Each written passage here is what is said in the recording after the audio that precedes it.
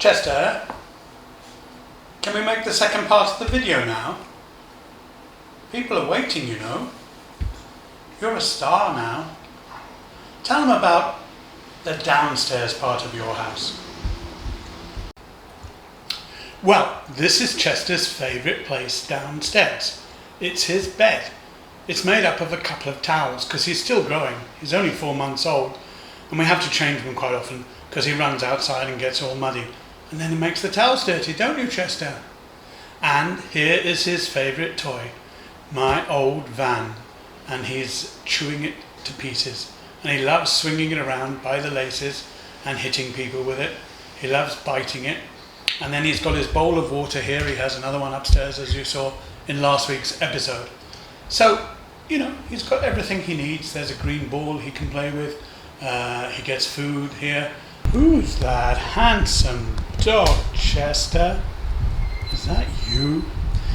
Well, he's there because this is where we work on the blog. Yep, this is the TBK blog office here in Puerto Princesa in Palawan. And you know, I can't think of a nicer place to work than this. Right on the street, so I can see everyone going by and they can see me. They often wave hello as they're going past, going to school or whatever. I have all my planners up on the wall beside me, so I know exactly who's coming to stay and when and where I'm going away. We have a daily task list on the whiteboard, so we know exactly what tasks we're working on today, which videos and which blogs. We have a 2-weekly schedule. So this was from Zainab Salman, who worked for me for 12 years. I think she deserves a medal actually for putting up with me, not giving me these beautiful gifts. But she said the words are powerless to express her gratitude because I developed her and trained her up from being a training officer into running several of the parts of the ILM program. It's said that behind every good man is an even better woman. And that's why we have this desk here. This is Joanna's desk, and she is my chief executive. She makes sure that everything is running smoothly in the house.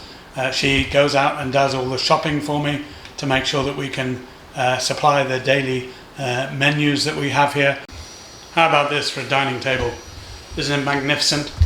It can actually seat 6 people currently, but we have 10 for Christmas. So what we're going to do is we're going to have 4 extra chairs, and Pauline has made some cushions for the chairs. They're made of wood and they're just a little bit hard to sit on for a long period of time.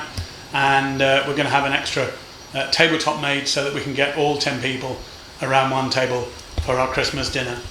Why do I like this so much? Well, actually the idea came from Joanna's house, her parents' home in Barutan.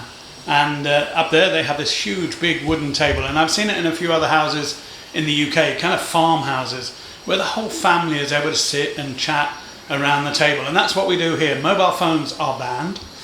Smoking is not allowed. Drinking alcohol is not allowed. I know I sound like a Victorian school teacher or something, but I actually believe that people should be able to sit face to face and talk. I go out to eat in a restaurant and I see people texting each other to say, can you pass the salt? I never see people talking to each other anymore when they go out to eat. And the first thing that people ask for when they go into a restaurant these days is the Wi-Fi password rather than the menu. To me, eating is about socializing, it's about talking, it's about sharing your day, sharing your problems, your achievements. And we have some great conversations around this table. Chester just told me he wanted to be a more active part of this vlog. So this is the rest and relaxation area, right, Chester? I moved into the house at the beginning of May, and all my scholars helped me unpack. And then in June I went for a little trip up to Sibiltan to go to a friend's wedding and El Nido. And then I came back over to Bangkok, well, as usual, with my friend Wanchai. We went up to Chiang Mai and Chiang Rai, where he comes from. So in the original filming of this vlog, this was actually going to be at the end of Chester coming down the stairs, because these things are all at the bottom of the stairs. Unfortunately, we had a problem with the lighting and it didn't come out as well as I hoped. The great thing with the vlog is, of course, you can refilm it when you have got the right lighting.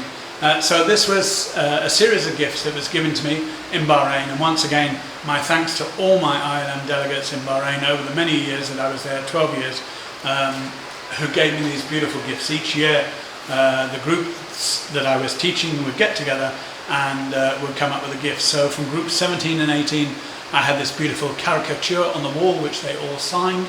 Another group gave me this wooden sailing dhow. They'd seen some pictures of dhows that I'd taken and I knew that I was particularly fascinated by them. This is a three-dimensional doob, as it's called, or mini-me as they used to call it in Bahrain, and it was taken with 60 cameras all around me, and it's a 3D likeness of what I looked like when I was teaching in Bahrain. Just above is, I'm told, a very pleasant greeting of good luck in Arabic, but they might have lied to me.